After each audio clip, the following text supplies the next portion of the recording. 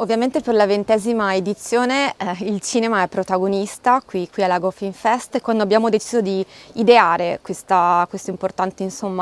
appuntamento abbiamo cercato di portare qui a Lago un cinema che fosse di ricerca ma popolare, quindi quest'anno troverete un cinema aperto, trasversale, che abbraccia tutte le fasce d'età. A livello di concorsi ci sono dei piccoli cambiamenti: 3 concorsi per gli adulti, quindi Lago 20 che è una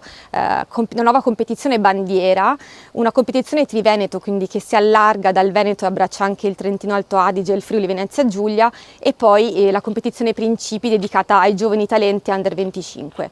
Ovviamente tantissimo cinema anche per i più piccoli, con altre 3 competizioni per noi molto importanti, UNICEF Kids, Teens e poi Young Adults, quindi veramente una proposta che abbraccia qualsiasi fascia d'età. Per festeggiare ancora di più questa 20ª edizione abbiamo in realtà creato anche un focus per noi molto importante che si chiama Cinema 20 anni e parla proprio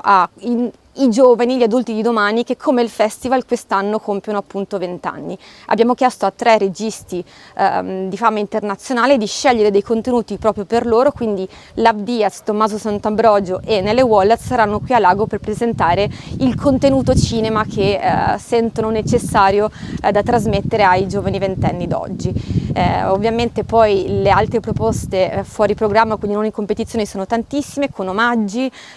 focus speciali, proiezioni, quindi vi aspettiamo qui a Lago Film Fest dal 19 al 27 luglio per scoprire tutte le novità.